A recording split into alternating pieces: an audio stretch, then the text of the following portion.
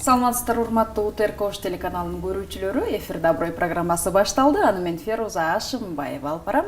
Программабызга сыйлуу, урматтуу, абройлуу, үлгүлүү инсан келип төрүбүздөн орун алды. Тааныштырсам анда эмесе. Боронбаев Мирлан Искакович, Ош облустук сотунун төрагасы, үлгүлүү, жогоруда айткандай абройлуу инсан. Саламатсызбы? Саламатсыздарбы? Биздин студиябызга кош келипсиз. Чакырганыңыздарга чоң рахмат. Ден соолугуңуз жакшыбы? Абдан, чоң рахмат. Анткени ден соолук болгондон бардык жумуш болот да. Ден соолук жайында болбосо, маанай да жок болот. Албетте, туура айтасыз. Убактыңызды бөлүп келип бергениңизге ыраазычылык агай. Алгач сиздердин жумушуңуздар көп билебиз, ошого карабастан агай менен биз 2 жума мурда такташып, сүйлөшүп, мына бүгүнкү күнгө буйруптур. Аман эсен сиз менен маңдай теске отурганыма ыраазымын агай. Эми программанын аты Аброй, өзүңүз билип турсаңыз керек. Демек, программага абройлуу инсандарды чакырабыз. Сиздердин басып өткөн жолуңуздарды бүгүнкү күнгө чейин кандай сабырдуулук менен мына ушундай инсанга, үлгүлүү инсанга айланып, коомдорду бар адам болуп отурасыздар. Биздин кийинки муунга, келечек муунга шыктандыруу үчүн аларды эркин маек уюштурганбыз. Демек, бүгүнкү эфир сиз үчүн арналат. 40 мүнөт УТР Кош телеканалы сиз үчүн убактысын бөлдү. Чоң рахмат, жакшы болот. Анда эмесе мен программанын башында эле агай ар бир конокту айтып келем. Адам жаш өткөн сайын, жыл өткөн сайын жашы жогоруласа дагы, бирок балалык сезим ар дайым жүрөктө жашайт да. Адам 7 жашка чейин кайсыл жерде чоңойсо, ошол жерде сагынат экен, ошол кезде, ошол убакытты сагынат экен. Эң негизгиси эле мен сиздин балалыгыңызга кайткым келет агай. Балалык бактылуу күндөргө, анан мына ушундай инсанды бакытып, бир облустун төрагасы болуп отурганга албетте ата-эненин тарбиясы, алардын жакшы сөзү, анан сизге жумшаган эмгеги. Ошондуктан мен сиздин алгач эле балалыгыңыз, анан ата-энеңиз жөнүндө сурагым келет. Чоң рахмат. Сиз чын айткандай ошо балалык кезде азыр эстеп кеттим. Бир саамда. Мен өзүм Талас облусунун кулуну болом. Бишкек шаарында төрөлгөнүм менен балалык кезим Талас облусунун Кара Бура районунда, бул азыркы Айтматов районунда өттү. Мен 2 буртагымын, эжем, анан кичүүсү мен. Апам бизди жалгыз өстүрдү. Ошо балалык кезим, чунак кезим, оюнчук кезим бүт ошол жерде өттү. Азыр мынакей айтсаңыз, ушунун баарын эстеп сүйүнүп отурам. Апаңыз өзү жалгыз экөөңүздөрдү чоңойтtu. Аталардын ата болду, апалардын апа болуп, эмгекти жумшап. Айтпаңыз, жашоо шарты ошондой экен. Атабыз эми ал өзүнчө башка үй бүлө куруп кеткенден, апабыз кайра турмушка чыкпай, ошо ата эшикке чыкса ата болуп, үйгө кирсе апа болуп, мынакей бизди өзү тарбиялап, ушу эрежеге жеткизген киши, мээнеттин баардыгы ошол кишиде. Азырда кино көрүп атпайбызбы, Бейиш эненин таманы деп. Мынакей ошону мен да бир сизге да жеткизип кетейин. Ошо Бейиш менин апамдын таманында мен жетишкен эң мыкты адам, эң менин туткан кишим ушу менин апам. Ушул даражага мен ошол кишиге ыраазымын. Апаңыз азыр канча жашта? Апам азыр 74кө чыкты, буюлса күзүндө 75кке чыгат. Учурдагы сиз мененби апаңыз? Учурда ал киши бул жакта болуп, анан кызына да барат. Ал киши билесиздер, катайган ошо бүт балдарын тең көрөт экен. Кызына барат, бул жакта биз менен болот, небере жыттап. Анан кичинекейге ушу Таласка барып, азыркы күндө ошол жакта жүрөт. Азыр эже сиңдиси бар, бир туугандары бар, ал жакта да карайт экен. Апаңыз Талас облусунда? Азыркы күндө Таласта жүрөт, бир 2 ай болду. Өзү жери Талас облусунда? Жери Таластан. Ошко келгенде өзүн ыңгайсыз сезбейт, анткени жаш өткөндө бир аз өзүнүн мекеним, жерим деп калат. Жок, андай эмес. Негизи Ордолу Ош бул кайсы гана биздин инсан болбосун, бул биздин мекенибиз. Апабыз бул жака да ошо келип, сүйүнүп, мынакей Сулайман тоого барып, зыярат кылып дегендей, мынакей Ак Буранын жээгинде паркта мынакей базып, аябай сүйүндү. Кышы менен жанымда болду, жаңы жылды ушул жерден тостук үй бүлө менен. Анан күн жылыганда азыр кайра кичи мекенде азыр эже сиңдисине кетти. Жакшы. Сонун. Анан мектепти кайсыл жылы бүттүңүз? Анан окуучулук кез үлгүлүү окуучулардын, классташтардын катарын толуктай белеңиз? Албетте. Сиз айтып кеткендей ушул даражага ошол мектептен башталат да негизгиси. абыройуңду жакшынан сакта дегендей. Мен 82-жылы ошол Кара Бура районунда Үч Булак айылында нулевой класска барып, анан 2-класста ошол Кара Бура районунда Кызыл Адыр айылында Ленин орто мектеби деген бар. Азыр Орозбеков болуп калды. Ошол жерде 2-класста улантып, ошол жерде 11-класста бүттүм. Классташтарды ошол жерден күттүм. Комсорг болдум, спорт комитетте жетектедим. Мектепте алдыңкыларым болуп, ырдап, бийлеп, ушул филармонияга чейин барып бийлеп келген күндө да болгон. Азыркы мынакей классташтарым мектепте бүткөнүбүзгө 33 жыл болгон экен, 50гө чыгышып, 50 жашын беришип атат азыр. Демек, быйылкы жыл сиз 50дөсүз. 50 жаш. Да, 50 жаш. 50 жаштан кийин өзү жашоо башталат да. Айтпаңыз, экинчи тепкич 50 жаштан окшойт. Жакшы. Сонун. Окуу жайга кайсыл шаарга тапшырдыңыз? Жогорку окуу жайга. Ошол мектепте ийгиликтүү аяктап, окуу жайды өтө албай калып, ал жылы анан кийин как раз 91-жыл болуп калып, Союз развал болду, путч болду. Ал жылы мен армияга кеттим. 91-жылы Кыргыз мамлекеттүүлүгү өзүнчө республика болгондон кийин акыркы ошо 2 жыл армияда болдум. Армиядан кийин келгенден кийин ал убакта жогорку билим деле талап кылынбачу. Мен биринчи эмгек жолумду ошо Кара Бура район соту, ошол эле Талас областында Кара Бура район сотунда. Ошол жерде баштап, анан кийин заочно окуп бүтүрдүм да. 1994-жылы кызматка кириптирмин, 97-жылы окууга тапшырдым 3 жылдан кийин. Демек, армиядан кийин эле жумушка орношуп калдыңыз. Баягы көнүп калган жаныбыз Союздун тарбиясы менен ошол эле Октябрёнок, Пионер, силер көрүп калдыңарбы? Комсомол болуп ошо партияга жетпей калдык. Ошо бүт стипендиялардын баарын жетиштик да. Анан көнүп калган жаныбыз анан армиядан кийин эле кызматка кирип калып, анан заочно бүтүрдүк. Ал кесипти да атайын мындай тандаган эмесмин. Бул жашоонун бир шарттары менен кирип калдым да сот системасына. Мен атайын сот болом, юрист болом деген эле ниет жок болчу. Мен баягы жаш балдар айткандай космонавт болгум келчү, врач болгум келчү, спортсмен болгум келчү. Анткени өзүм футбол менен, волейбол менен аябай кызыгам. Бирок ошол моментте ошо жашоо шарттары менен сотко кирип калып, анан ошол профессия, ошол кесип меники экенин ошол жерден билдим да. Демек, кесип сизди тандады десек да болот, Туура айтасыз, ошол кесип мени тандаса керек да. Анан болгон сүйүмдү мынакей артып, дарак бижиден көрөт дегендей бүгүнкү күнгө чейин ушул кесипти аркалап келем. Өкүнбөдүңүзбү анан? Эч качан. Эми оңой жумуш эмес, Адамдардын тагдырын чечесиздер. Отуруп алып канчалаган адамдар келет, жакшысы дагы, мүнөзү ар кандай адамдар келет, отуруп алып. Пендебиз да, бирок биздин жүрөгүбүз назик болот да. Албетте. Кандай гана жумуш болбосун кечиргибиз келет, да. Туура. Анан ошол учурларда кандай абалда болосуз? Биздин кызматчы айтып кеткендей, чын эле адамдын тагдыры. Ар бир чечимди чыгаруу бул адамдын тагдыры. Адамдын тагдыры менен ойногуш керек. Анан ушул тагдырды чечеде биз ички ынаны менен чечебиз да. Ушул мыйзам менен, кодекстер менен ички ынаны менен деген бизде мыйзамда белгилеп калган. Анан чечимди кабыл алды өзүбүздөн өткүзөбүз. Бунун орундоосу меники кандай болмок эле? А мен кандай болмок эле? Кандай шартта буга барып калды? Деп ошонун баардыгын өзүң аркылуу өткүзгөндөн кийин фильтрлеп туруп, анан кийин чечимге чыгабыз да. Оңой эмес. Сотко келген эки тараптын бирөө обязательно нааразы болуп кетет. Эки тарап эч качан чындык болбойт, утпайт. Бир тарабы албетте нааразы болуп кетет. Бирок ошого карабастан ушундай кесип тандагандан кийин мен ойлойм, ошо кесипти аркалап туура чечимдер чыгарганга ошо Кудайдын атынан да мынакей жакшы Кудай деп алдында эстеп жүрүш керек. Мыйзам ошо адилеттүүлүктү издеп жүрүш керек. Мыйзамдыкты тутуш керек да.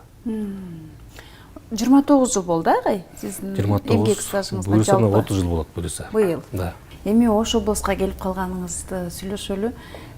Кандай болуп келип калдыңыз? Анан келген учурда эми бардык эле облус менин өлкөм дейбиз, бирок ар бир облустун өзүнчө бир каада салттары башка болот, Кайсыл жерге барышты, кандай тамактанышты, анан кандай мамиле кылышты, бир аз тартынасыз, анан кандай болду? Ош облусунун эли кандай тосуп алды?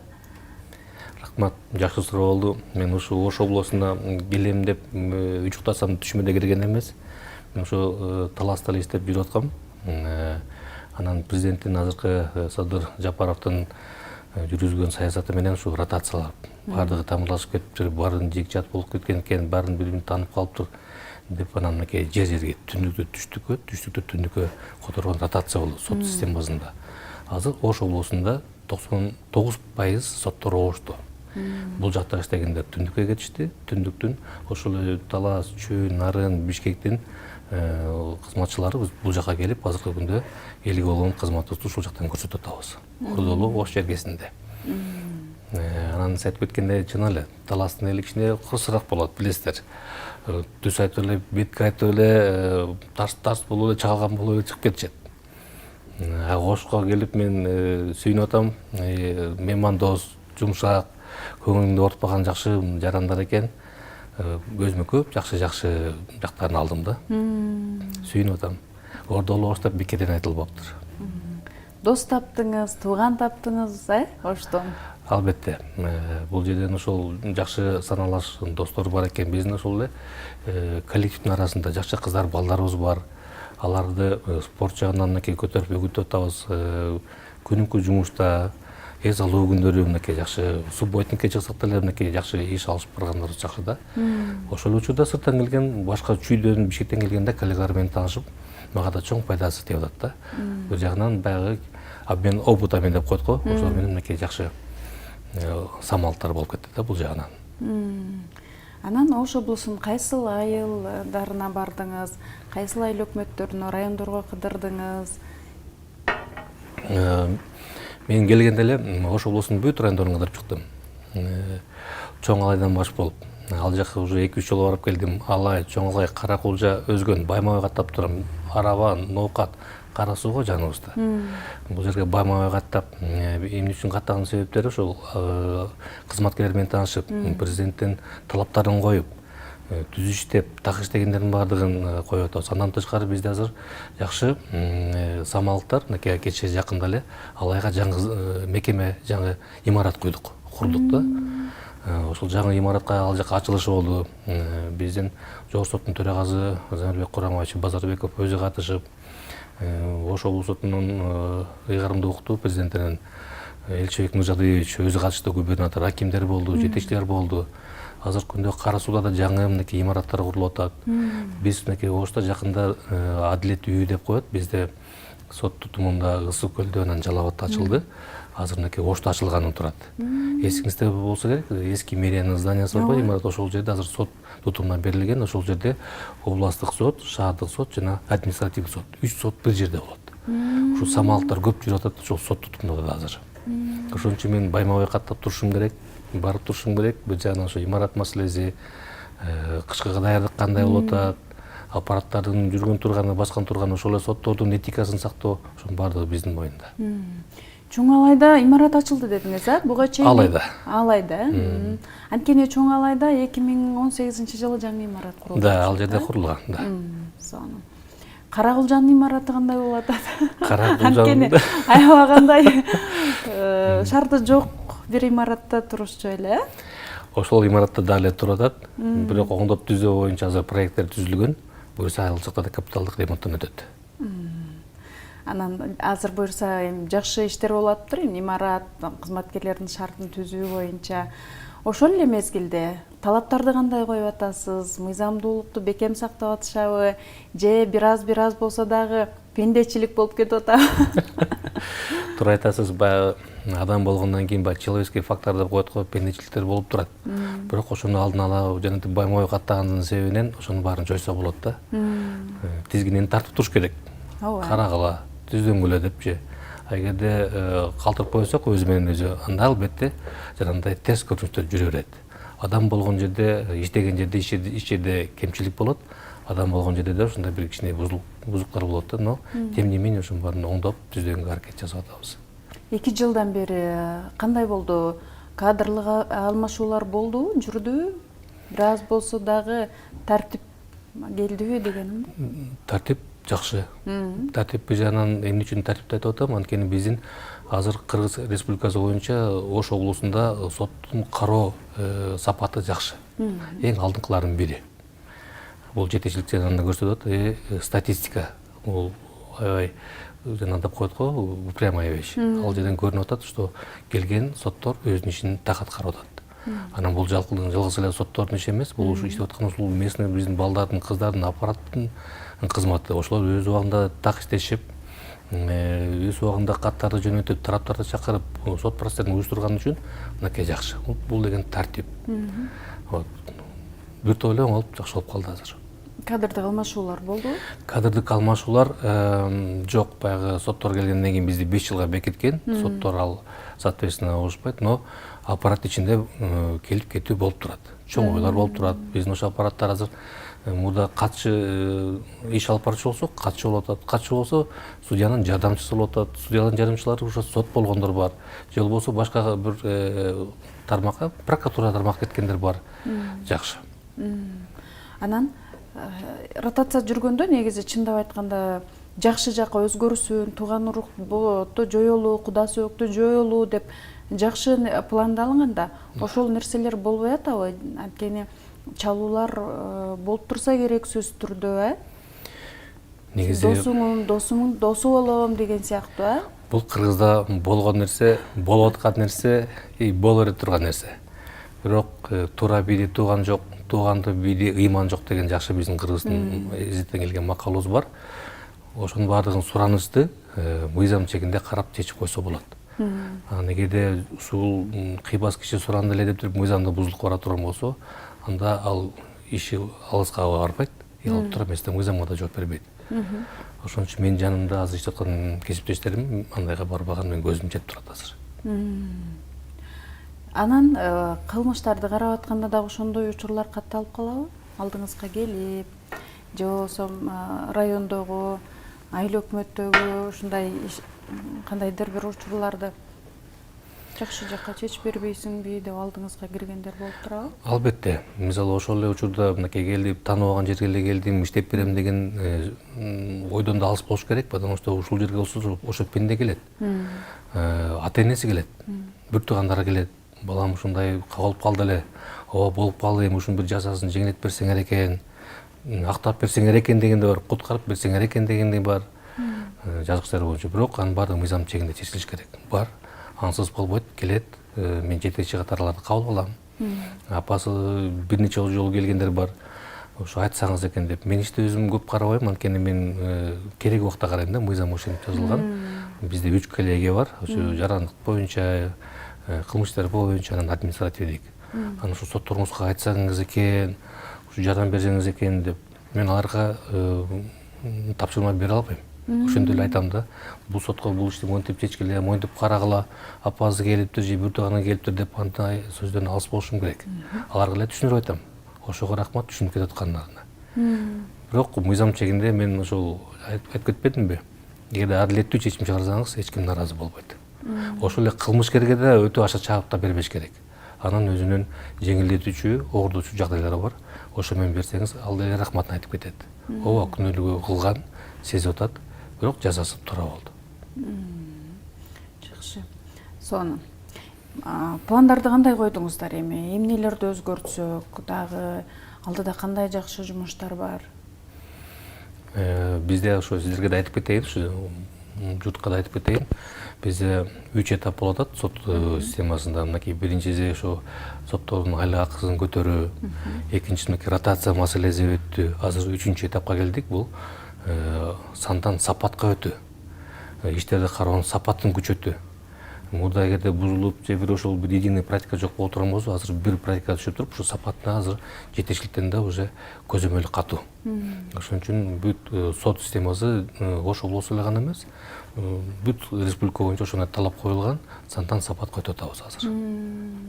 Бул иш боюнча, анан жана имараттар боюнча айтып кеттик го, ал жагында да көп ойлор бар. Ушул эмне үчүн 3 сот бир жерде жайгашсын деп айтып атабыз. Элдин ар бир жакка чукулгандай болуп туруп, бир жерден эле чечип алган жакшы. Ошол эле шаардык сот менен административдик сот бул биринчи инстанциядагы сот деп айтылат. Областык сот экинчи инстанция. Ошол эле киши эртең ошол зданияны издеп башка жакка барбай эле ошол жерден эле чечкенди кайра экинчи ошол жерден кайра чечсе болот. Ошол эле бул бизге бир жагынан плюс болгону, ошол иштерди жөнөтүүдө, корреспонденция жөнөтүүдө, кат кабар алмашуудо да ошол көп материалдык жактан да бизге жардам этет экен да. элдерге да ошо удобный болот бул жагынан.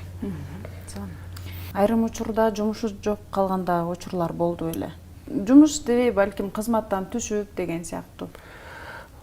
Ооба, сиз ошол бир жүрөктө өкөгөн бир маселени айтып койдуңуз. Мен жана айтып кетпедимби? Ошо армиядан келгенде сотто иштеп, катчыда эң баягы күлүмүнөн кирип, оту менен чыгып дегенде, бул ошо самый низы деп коет да, ошол катчы. Эң ылдый кызматтардын бири ушул катчы, сот отурумунун катчысы. Ошодон баштап бышып, анан сот аткаруучу болуп, анан департаментте башка адис болуп, анан жетектеп иштеп келатканымда бир жетекчилер көрө албай, бирөөгө кызмат керек болуп, ылдый кызматка түшүрүүгө аракет кылган күндөр болгон. Анан ал команда менен иштегим келген жок. Мен жумуштан кетип калган күндөр болгон. Сиз ошону туура белгиледиңиз. 2009-жылы өз каалоо менен жумуштан кетип калгам. Бирок анан ошол учурда анда улуттук агентство болчу, коррупцияга каршы, национальное агентство по предупреждению коррупции. Ошол жерде на общественном начале коомдук башталышта айлык жок. Ошол жерде бир 9 ай иштеп бердим. Андан кийин ал жоюлуп кетти агенттик. Замандаш партиясынан чакырып калышты. Анда Өмүр Акынов муктар болчу, ал киши өтүп кетти, рахматы. Ал жакка да ошо областтык штабын кармап өзүмдүн жанагымды коюп көрдүм. Андан кийин ал меники эмес экен. Бул жакта да көрдүм, партияны да көрдүм. Анан кайра сот системасына кайра кайтып келип, жаңы ошо 2010-жылы реформа болуп, сот системасында. Ал убактагы президент Атамбаев сот болордун алдында 6 айлык окуудан өтүш керек деп туруп, соттордун окуу борбору бар. Ошол жерге ушундай талап коюлган болчу. Ошол жакка өтүп, анан 6 жыл ошо окудум. Андан кийин мынакей Кудай буйруп, кайра сот системасына кайтып келип иштаткандагым. Жумуштан кеткен учурда достор кандай кабыл алды? Ошол жерде чоң мектеп болду мен үчүн. Чынында ер жигитке канча сыноо болот экен. Ал жерде ушу жанында жүргөн бар эле дос эмес экен. Бирөө үзөңгүлөш, бирөө сапарлаш, бирөө ушундай илип жүргөн, ушу сен бийлигиң бар экен, жанында жүргөндөр болот экен, ушунун баардыгы эле өз ордун таап жок болуп кетишти. Ошол кишилер азыр алыстап калышты. Бир жагынан мен мага да чоң мектеп болуп, аларды жакынатпай койдум. Анткени уже бир сыноодон өткөндөн кийин алар өздөрү да билип калышты, азыр анчалык жакынабай калышты да. Ошол мага да бир жагынан стресска болду да. Жакшы болду бир жагынан. Демек, досторду иреттеп алыпсыз да. Жакшы болду. Ошол жагынан да жакшы болуп кетти да. Кийин кызматка отургандан кийин кайрадан чалуулар болуп, албетте. Чай ичпейлиби досум, сүйлөшпөйлүбү деген сыяктуу кайрылуулар болсо керек. Албетте. Кечиримде болдум, кечирдим, бирок баягында жүрөктү ачпайм. Пендечилик кылып кечирип кое бересиң, бирок мамиле уланбайт да. Албетте. Кызмат учурундагы ошол кезде кесиптештериңизчи? Азыркы күнгө чейин мисалы ошол Кара Бурада болобу, Таласта болобу, мен борбордук аппаратта иштеп келдим. Алар менен иштеген кесиптештерим менен мамилем түз. Дагы эле катка аралашып турабыз. Кудайга шүгүр, жакшы.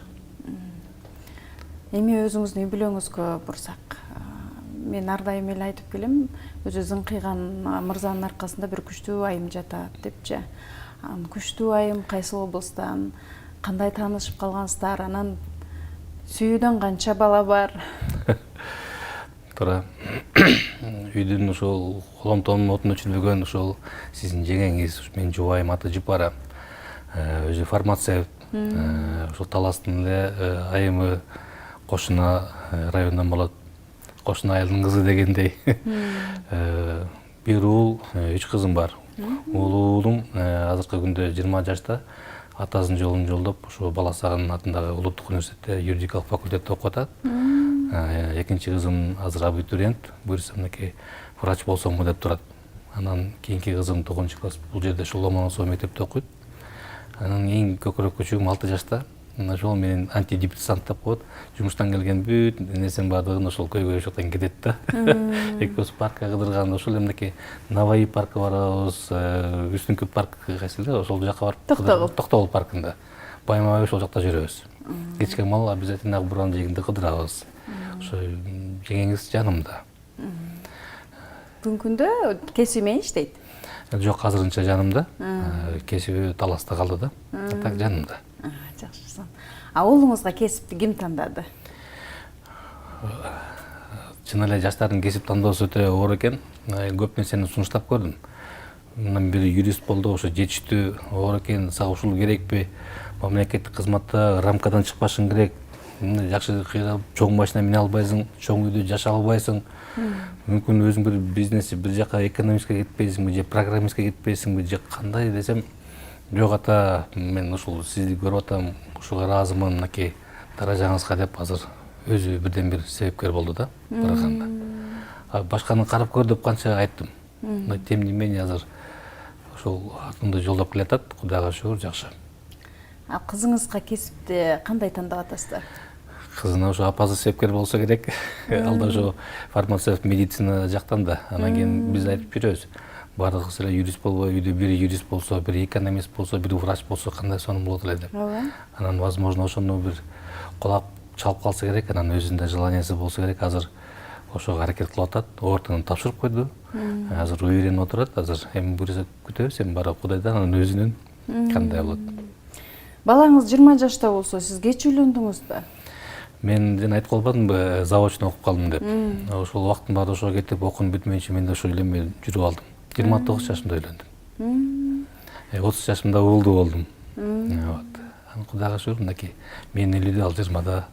Келинчегим өзү менен 10 жаш кичүү. Ошондой болуп калды. Сонун. Бактылуу болуңуздар, эң негизгиси үй бүлөдө тынчтык болсо, жумушта дагы негизи коллективге, башкаларга, сиздерге кайрылгандарга жакшы мамиле кыласыздар. Бул сонун нерсе. Үлгүлүү үй бүлөдөн бир үй бүлө мамлекет да, мамлекет бекем болсо, өзүң дагы өлкөңө жакшы салым кошосуң. Кызматкерлер ортосунда жетекчиге жаккан кызматкерлер, анан жакпаган кызматкерлер болот да. Анан жаккан сүйүктүү кесиптештериңиз, кызматкерлериңиз барбы? Бул жетекчинин эң бирден бирки жакшы сапаттарын бири да, бөлбөш керек. Жакшысы, жаманы деп. Бирок арасында более способный бар да, мынакей более подготовленный, потому что аларды биз көрөбүз, аларды чоңураак кызматтарга коюш керек да. Анан сен жакшысың, сен жамансың эмес. Наоборот, ошол кемип аткан нерсени бир кой айтып коет го, кой аксагы менен түгөл деп. Ошо аксактарды көтөрүп атабыз, чоңойтуп атабыз, возможность берип атабыз. Анан кийин көтөргөндө ал киши өзү эле бала билип калат, уровенин кайерге чейин экенин. Нар жагы уже болбой калат да, ошон үчүн колдон келишинче жардамдын баарын берип атабыз. Анан бияка келгенде да ушундай жана кылдым балдар, кыздарга. Чоң мындай жакшы өйдө кызмат бошоп калса, кимди биринчи көтөрөбүз? Кимдер биринчи келдиңер? Анан по способности. Жөндөмүң кандай? Анан мен биринчи келдим эле деп туруп чоң көтөргөн болбойт, жөндөмүм жок болсо жок.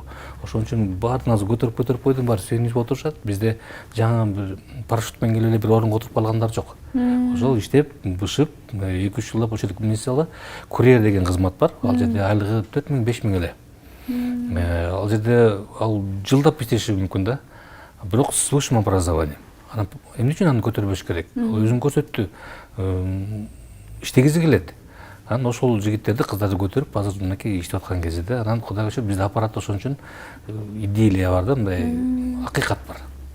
Алар билишет, что эртең жумушсуз калбайм, ордума бирөө келбейт, мен иштедим, аракетиме, жөндөмү жараша да көтөрүлөм деп туруп, булардын стимулу бар да. Кудайга шүгүр. Эфирдин башында айтпадым багай? Адам бир жогору тепкичке жетүү үчүн көптөгөн тепкичтерди басып чыгып, анан мына ушул деңгээлге жетет депчи. Сөз түрдө ар бир жумуштун өзүнүн кыйынчылыгы бар да. Биз келечек муунга бизди көрүп жаткан телекөрүүчүлөргө дагы мына ушундай сабырдуулук кылсаң, анан жогорку тепкичке жетесиң деп шыктандырабыз дебедимби? Туура. Сиздин басып өткөн жолуңузда кандай кыйынчылыктар болду? Негизи телекөрүүчүлөргө айтып кетсеңиз, ошону кандай жеңдиңиз? Жумуштан кетүүдөн сырткары. Ар бир кызматтын өзүнүн жакшы жагы да бар, терс жагы да бар да. Мисалы, мен бардыгы ушул каражат маселесине келип такалат. Мен катчы болуп киргенде айлыгым 56 сом болчу, бул 94-жылы. Бир кап унга жетпечи. Ошо 56 сом менен апам экөөбүз эле, анда бойдок эжекебиз турмушка чыгып кеткен. Ошо менен жетпейт үйгө, апабыз да ошол моментте үйдө отуруп калды. Анан жумуштан чыкканга аргасыз болдум да, бир 2 жыл чыдадым. Жолдош балары менен сыртка чыга албайсың, анткени ал жерде кол жазма менен кылчка элек протоколдор жазып, кийин уже азыр компьютер болуп калды. Ошо айлык акысынан 2 жыл чыдап уже болбой калып чыгайын деген күндөр болду, аябай кыйналып. Анан кийин жок деп анан орун бошоп калып, сот аткарчы болдум.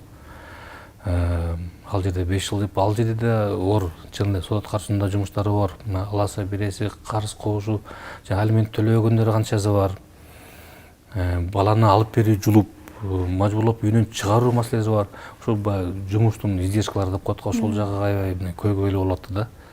Жумушту таштап кеткенге таштап, бирок ошого чыдап иштеп, азыр үзүрүн көрүп атабыз да. Ошондой кыйын күндөр болуп, басынан ошо каражат маселесине такалды. Анан баягы жумуштун кыйынчылык күндөрү. Бирок аны жеңсе болот. Демек, психологический кыйынчылыкты жеңип, материальный кыйынчылыкта бир аз оор учурлар болуптур да. Өтө эле оор. Мынакей сотторго жакшы эми айлык эле көтөрүлдү. Мына 2 жылдан ашып калды. Жакшы аппаратка былтыр көтөрүлдү. Ага чейин алардын айлыгы бир 10 миңдин тегереги болчу. 11, 12. Азыр мынакей 30тун тегереги алып калды. Азыр аларга да стимул болуп калды жакшы. Вот келечекте алар да ошо кыйналып отурушкан. Сот болом деп 2-3 жылда, 5 жылда отургандар бар. Азыр айлыгы да көтөрүлүп, жакшы стимул болуп калды да. И соответственно алардын билими да жакшы, ишине караган көз карашы да жакшы. И ошого Кудайым өзү көз түз сот болгондор да бар жакшы. Ошол кыйынчылык учурда, каражат жетишпеген учурда бир аз ойлондуңузбу, башка эле бир кесипти тандасамбы же ошол мигрант болуп мен деле башкалар сыяктуу кетсемби чет өлкөгө? Болгон. Андай көп ойлор болду. Анткени сыртта иштеп келгендер машина алып эле, үйлүү болуп эле жатпады. Андай ойлор көп болду. Бирок ошонун баарын жеңип көнүп калган экенбиз. Баягы государственник деп коет го, биз мамлекетчил экенбиз. Ушу мамлекетке кызматыбызды элге да, бул мамлекеттин кызматы элге болгон кызмат. Ошо элге деп жүрүп, Кудайга шүгүр. Азыр ушу үзүрүн көрүп атабыз, Кудайга шүгүр. Азыр айтып берип атсаңыз, мен кадимкидей биз өзүбүздү биздин ошо телеканал жаатында, журналистика жаатында элестетип кетип атам да. Чынында ар бир адам өзүнүн жумушун сүйсө, каражат канча болбосун кете албайт да кайтып. Ошо патриоттор эле калат да, ошо өзүнүн жанагысын сүйгөндө, кесибин сүйгөндөр эле калып иштеп атат да азыр. Айлыкты өзү айтып тургандай эле, агай. Туура. Айлык айдан айга зорго жеткиресиң. Айтпаңыз. Бирок чындап, чын дилден ошол өлкөгө салым кошуу, мен кылбасам ким кылат? Туура. Жумушун сүйгөндөрдү сыйлайм чындап. Ошол сабырдуулук менен жеңип, бүгүнкү күндө. Азыр заман оңолуп, бюджетте көбөйүп, ачлар көбөйүп калбады. Жакшы, буга чейин канча кыйналдык, ушунун баарын жеңдик, чын эле баягы. Өзүнүн кызматын сүйгөн патриоттор эле калып иштеп атабыз да, чын. Бардык эле көйгөй, жогоруда айткандай, бардык эле сиздер чечим чыгарып атканда эми көйгөй десек болот да, бирок ошол учурда мына 30 жыл аралыгында жүрөгүңүздү ойтуп бүгүнкү күнгө чейин унута албай жүргөн кайсы окуя болду, айтып бериңизчи. Андай негизи окуялар көп, баягы Библияны ажырастырган окуялар бар. Менде бир окуя болду. Анда мен сот аткарышынын окуясы да, соттон чечим чыгып, ушу баласын апасын алып бериш керек болуп калды да.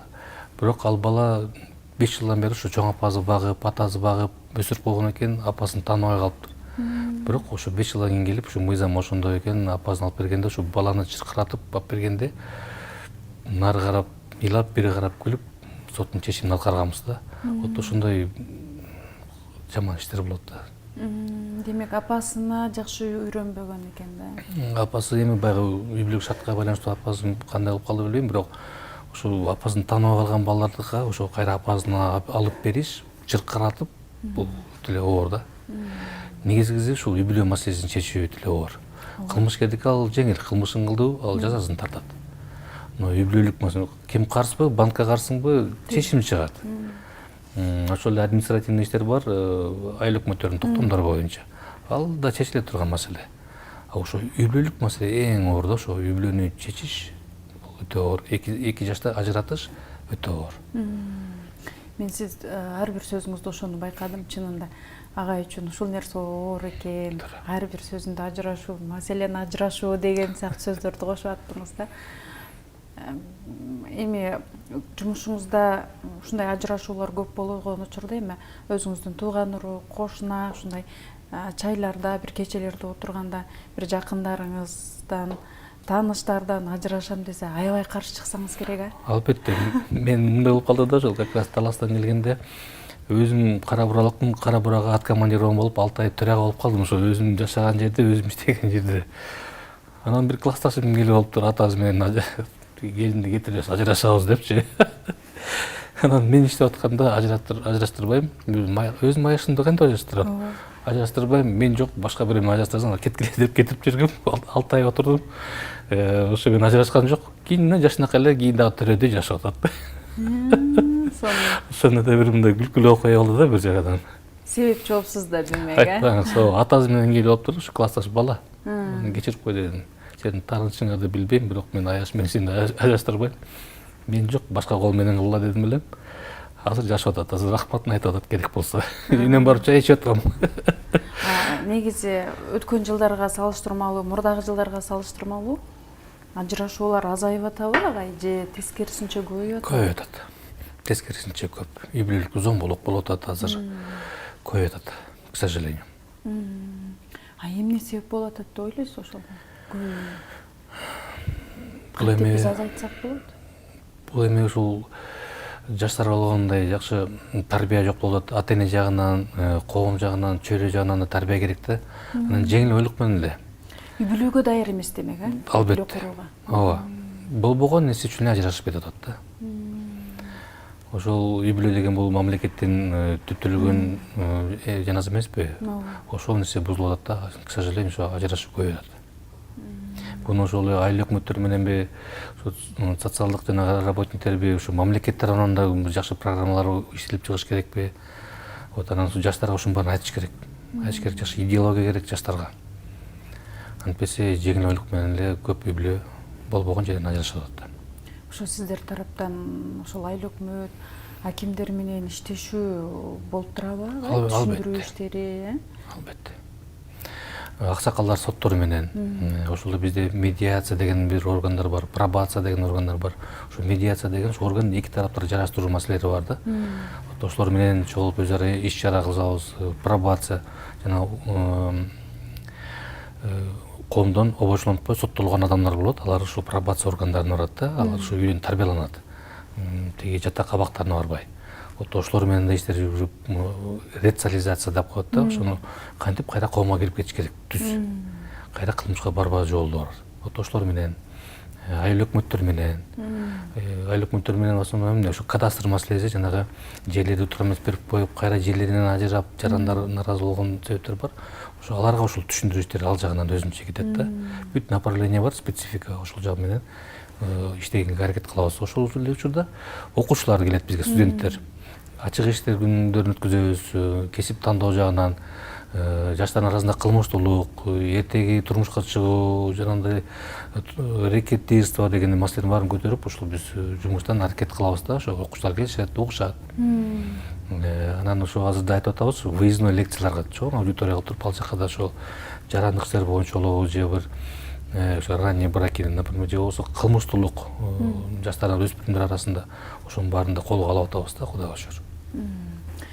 Кызматта жүргөн адам кызматкерлерине сөзү чынында эле өтүмдүү болот. Анан бала тарбияга келгенде өзүңдүн балаң тарбиялаш оор деп да айтып калышат да. Анан уул балага кандай тарбия бериш керек эми? Сиз чындап айтып атасыз, жогоруда ажырашуулар көп депчи. Биздин телекөрүүчүлөргө да күмүш сырга болсун. Уул балага кандай тарбия бериш керек, анан кыз балага кандай тарбия бериш керек өзү? Негизи тарбия бул өзүңсүң. Өзүң кандай жүрсөң, кандай сүйлөсөң, кандай турсаң, мына тарбия ошол. Негизги тарбия. Турпатың менен, жасаган мамилең менен. Ошол. Уул балага ошол, сен эмгек болгон, адамга болгон мамилең, ошол сен жүргөнүң, басканың, кийингениң керек болсо, бирөөгө болгон мамилең, вот тарбия ошол. Анан соответственно кошумчалап надо оттачивать. Анан үй бүлөдө эгерде аял күйөө жакшы мамиледе болуп кылса, мынакей үй бүлөнүн тарбиясы ошол. Кызымга биздин үй бүлөдө андай болгон эмес деп күйөөсүнө акырат карабайт, ошо кыздарыңыз ошондон тарбиялат. Үй бүлөдө эгерде жубайың менен жакшы мамиледе болуп, бала чакага жакшы мамиле кыла турган болсоңуз, ошо кыздар эртең бир жака отурмозу ага жат көрүнөт, мындай болбойт го деп. Вот бүт тарбия ошо өзүңдөн, анан үй бүлөдөн. Ушуну бекемдесек, ошо адам өзүн тарбияласа, үй бүлөнү тарбияласа болду, ошодон эле негизгиси. Калганын өздөрү деле алып кетишет, Кудайга шүгүр. Өзүң аткарбай туруп, баладан талап кылбай турган демек, Бул эң туура эмес нерсе. Өзүң биринчи мисал болушуң керек экен. Албетте. Сонун. теле көрүүчүлөргө чынында күмүш сырга болсо керек. Ар бир адам өзүн тарбиялап, ата-эне. Туура. Мына ошондуктан дагы апалар мектеби, анан аталар мектеби ачылып атса керек. Туура. Буга чейин үй бүлө эмне? Чынында биз аны моюнга эле алышыбыз керек. Жашың келди, турмушка чыгышың керек, жашың келди, үйлөнүшүң керек. Анан үй бүлө болуш керек, анан бала болуш керек деген гана максат менен кеткен. Азыр эми Кудайга шүгүр ага, Туура. Түшүнүп, окуп, алдыга жылуу болуп атат дегенибиз менен, бирок өзүңүз айткандай ажырашуулар дагы деле көбөйүп атат. Бул аябагандай өкүнүчтүү. Бул жана ошо үй бүлөлөрдө кээде азыр бөлүнүп кетип атпайбы? Кээделер бай үй бүлөлөр бар. Алар өзүнүн статусун өтө көтөрүп, теңсинбегендер болушу мүмкүн. Алардын соответственно балдары да ошондой кичине персеген болуп калышы мүмкүн. Бирөөнүн өзүн тең сезбей, ушундай мамиле болуп калышы мүмкүн да. Ошон үчүн үй бүлөдөн ушунун баарын бышырыш керек. Негизги Кыргызда илгери ушу боз үйдүн ичинде эле. Биз азыр балдарыбыз конок келсе, тиги комнатага чыгып тур, бул комнатага чыгып тур, мен конок күтөм деп отурасың. Илгери боз үйдүн ичинде конок келгенде ошол конок күтүп атканда башка бөлмө жок да, ошо бала көрчү кантип ошону күтүп атат, кантип сыйлап атат, эмне устукан берип атат, кандай чай берип атат, кымыз берип атабы, эмне жөнүндө сүйлөшүп атат. Ошол жерде эле баары быжып кайнап эле болуп калса да, сама идеология, воспитание ошо бир үй бүлөдө да, ошол боз үй менен эле ошол жерде эле баары чечилип калчу. Аял кишиники өзүнчө бир жерде жанакай бурчу бар, эркектики өзүнчө бир жерде, баланыкы бир жерде. Болду, конокту күтүү тартиби, адам менен сүйлөшүү тартиби ошол жерде болуп калчу. Ошон үчүн үй бүлөнү бекемдеш керек да. Ушу үй бүлө бекем болсо, мен ойлойм дагы тарбия да ошол жактан болот, мамлекет да ошол жерден бекемдейт. Ошол жагына көңүл буруш керек да. Эмнени үй бүлөдө сиздер эмнени такыр болбойт деп каршы чыгасыздар? Кандай сиздерде тартип бар? Маселен, ондо укташ керек, эртең туруш керек, көчөгө шамдан кийин чыкпаш керек деген ар кимдин үй бүлөсүнүн тартиби бар да. Сиздерде кандай тартиптер бар? Бизде калп айтмай тартип андай жок. Калп айтпаш керек. Бирөөнүн жаназасын жебеш керек, акысын жебеш керек. Өзүнүн жакшымдыкке алып жүрүш керек да. Ошол анан кийин азыр баарысы эле телефон берип коет, ондо жат деген күндө деле жатпай эле сабак уккан күндөрү бар, анан айда отуруп жаткызабыз бир 11-12-де. А так ошол калп айтпаш керек, чынчыл болуш керек, улууну урматтап, кичини узатташ керек, бирөөнүн акысын жебеш керек. Ушундай биздин азыркы тартибибиз ушундай. Үйдө кайсы тилге көбүрөөк басым жасайсыз? Кыргыз тилинде. Кыргыз тилинде сүйлөшөсүздөр. Ооба. Бирок ошого карабастан балдар орус мектептерде окуйт. Орус азыр дагы жакшы болуп калды, англисче болуп үйрөнүп калышты го кичине. Англис тилди үйрөнгөндөн кийин аны сүйлөшүп туруш керек. Аны унутпош. Ошон үчүн кээде англисче сүйлөшүп бири-бирин жаңылып турушат да. Бир маселеде. А так орусчага көп эмес, эми орусчаны кээде сүйлөбөсө, в основном бизде кыргыз тилинде да, негизинен. Негизинен балдар эркин эле сүйлөшөт кыргыз тилинде. Анан мен атамын, мен апамын деп анан мындай урушпаш керек. Балдар менен дос болуш керек. Алардын ички сырын кенен сурап, алар кенен айткыдай болуш керек, да? Да, ачылыш керек. Окуганда өттү, бүгүн кандай барып келдиң, эмне жаңылык? Деп эле мындай дос болуш керек. Эмне маселе болуп атат деп элечи. Анан жок, мен атамын деп мындай карды көрсөтүп, же апасы деп мынтип отурган болбойт. Буну кыл, буну кылба дегенден да алыс болуш керек. Балага эркин кой бериш керек, ал эркин өсүш керек. Анын тандоосун, анын эркиндигин чектебеш керек да. Ал сенин кенен сүйлөш керек. Ал бирок эгерде калып калса, эгерде атама айтпайм, апама айтпайм деп ал түшүнүп кетиши мүмкүн. Ал эгерде сени дос катары кабыл ала турган болсо, анда сен менен бөлүшүп, мондай болуп атат, тигиндей болуп атат деп бөлүшсө, ошол нерсени чечип койсо болот. Өзүмдүн советимде апасы курбу болуш керек, атасы как дос болуш керек да. Агай, өзүңүз байкасаңыз, мен сизге ар тараптан суроо бердим да. Сиз сонун жооп бердиңиз. Теле көрүүчүлөргө эмне үчүн бизде абройлуу деген адам ар жактан абройлуу болуш керек.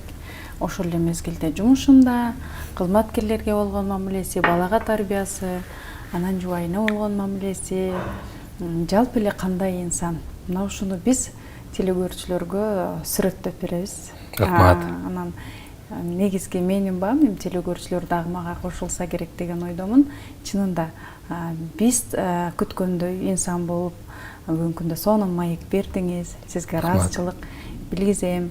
Ар бир эле адамдын ошондой болот, анан сырдашууну, ким менен көбүрөөк сырдашып, төкпөй чачпай баарын айтып бересиз. Анткени эркек адам баарын ичине жутат дейт. Аял адам биз ыйлап бакырып чыгарып алабыз. сырлашкан адам деле аз негизи, сырдаша албайм. Сырдашуу оор. Бир сырдуу экенсиз ага, Эми биздин телекөрүүчүлөргө эфир аягында эмне дейсиз? Телекөрүүчүлөргө чын айтып кетет элем, ар бириңер негизи ден соолукта болуп, анан жасап аткан ишиңерди сүйгүлө, кесибиңерди сүйгүлө, үй бүлөнү сүйгүлө, мекенди сүйгүлө. Ошондо гана кимдей жакшы позитив болот да, күнүгө гүлүп, жайнап жүрүш керек. Эртең менен кандай маанай менен турсаңар, күн да ошондой өтөт. Адамдарды сүйүш керек, жылмайып жүрүш керек. Анан эгерде чынында жагынакей жакшы абройлуу инсан деген передача экен, ошонун абройлуу болуш үчүн ушу дарак бир жерден көгөрөт дейт. Ошол колдон келсе бир жерден көгөрүп, ошол жерден майын чыгаргандай бир жакшы кызмат кылыш керек. Бизнесте болобу, жеке сектордо же болбосо мамлекеттик кызматта болобу, спортто болобу. Мен ошол жерден майын чыгарган иштеген, же болбосо багбан болобу. Ошону мен чакырып кетет элем да. Ошол бир баштаган ишиңерди таштабагыла, өтегине чыккыла, анан Кудайым берет буюрса. Рахмат. Анан мыйзамды бекем сакташыбыз керек, ага? Албетте. Бул биздин милдет. Кылмыштуулук азайсын. Кылмыштуулук азайсын, жок болсун. Жок болсун, барып. Кылмыштуулук азайып, агайларга жумушта азыраак болсун, чарчабасын, Рахмат. Жакшы маанайда эле жүрөрүңүз, өзүңүз айткандай каарыбаңыз. Буюрса мына Ош облусуна келгениңизге 2 жыл болуптур. Буюрса 3 жылдан кийин сиз менен эфир аркылуу амандашкым келет. Буюрса, Кудай кааласа. Мына ушундай иштерди жасалды, өзүң айткандай ушул имараттардын баары жаңыланды. Баягы Карагулжадагы имарат сонун болуп жаңыланып калды да. Өзүңүз катышып келесиз буюрса. Ошондой жакшы жаңылыктар болсун, агай. Рахмат. Чынында ден соолугуңуз чың болсун. Рахмат дагы. Чоң рахмат сизерге. Жакшы калыңыздар. Урматтуу телекөрүүчүлөр, мына ушундай жакшы маанайда биз бүгүнкү программабызды жыйынтыктайбыз. Дагы бир абройлуу инсан менен көрүшкөнгө чейин саламатта калыңыздар дейбиз. Эфирде Феруза Ашымбаева, ал эми камера сыртында Надырбек Боронбаев мырза сиздер үчүн кызмат кылдык. Аман болуңуздар.